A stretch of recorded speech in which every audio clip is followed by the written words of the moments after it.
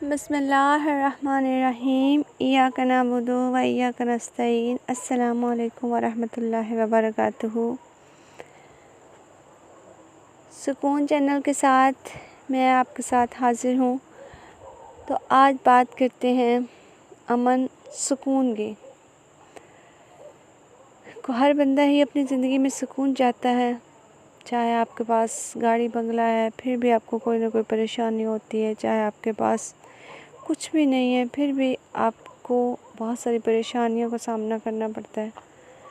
تو جن کے پاس ساری چیزیں موجود ہیں ان کو بھی سکون نہیں ہوتا۔ بے سکونی آپ کی ہر مشکل کا حل نکالنے والی رب کی ذات ہے، لیکن بات وہی آ جاتی ہے کہ آپ اس کے محبوب ہمارے اور اللہ کے رسول صلی اللہ علیہ وسلم پہ اگر درود پاک بھیجتے ہیں تو آپ کے دلوں کو سکون تو ملتا ہی ملتا ہے، لیکن آپ کے جتنے بھی پھنسے ہوئے کام ہوتے ہیں وہ بھی آپ کے ہوتے چلے جاتے ہیں۔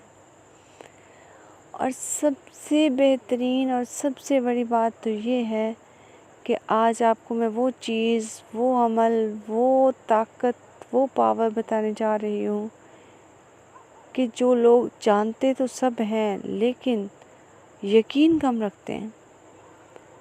تو اس آج کے دور میں بے یقینی جو ہے ہماری بڑھ گئی ہے، اسی لیے ہماری زندگی میں مشکلیں بھی بڑھ چکی ہیں۔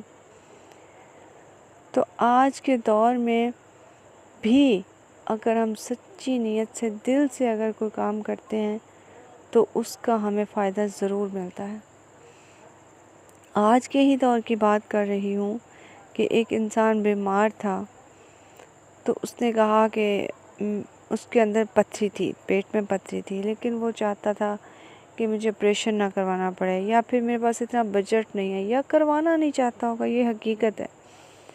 تو اس نے کیا کہا، اللہ کے حضور نیت کی کہ میں اتنی دفعہ دن میں یا رات میں سوتے ہوئے درود پاک پڑھوں گا، درود ابراہیمی، حضرت محمد صلی اللہ علیہ وسلم پہ میں درود و سلام پڑھوں گا۔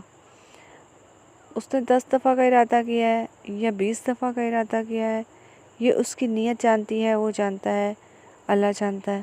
اس نے ارادہ کیا ادھر، اس نے روز اس ارادے کے مطابق روز رات کو اس نے اتنے ہی ٹائم پڑھ کے سونا شروع کر دیا۔ یقین جانے وہ اس کے پیشاب کے ذریعے اس کی پتھری جو ہے نکل گئی۔ لیکن آپ اب کہیں گے جی بہت سارے لوگوں کی نکلتی ہے، لیکن بہت سارے لوگوں کی نہیں نکلتی۔ بہت سارے لوگ بہت کوشش کرتے ہیں، بہت دوائیاں لیتے ہیں، بہت میڈیسن انجیکشن لگواتے ہیں، لیکن پھر بھی لاسٹ میں ان کو آپریشن کروانا پڑتا ہے، اور اللہ معاف کرے آپریشن کے بعد بھی آپریشن خراب ہو جاتے ہیں۔ تو کہنا میں یہ چاہ رہی ہوں کہ اللہ کے کلام میں آج بھی اتنی ہی طاقت ہے، لیکن ہمارے ایمان کمزور ہو گئے ہیں۔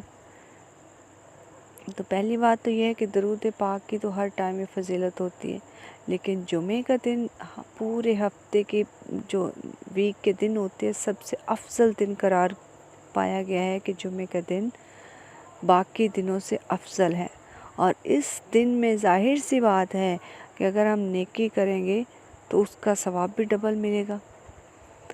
تو جمعے کے دن درود پاک کی فضیلت بھی بڑھ جاتی ہے، عام دنوں میں بھی ہوتی ہے، لیکن جمعے کے دن درود پاک کی فضیلت اور بڑھ جاتی ہے۔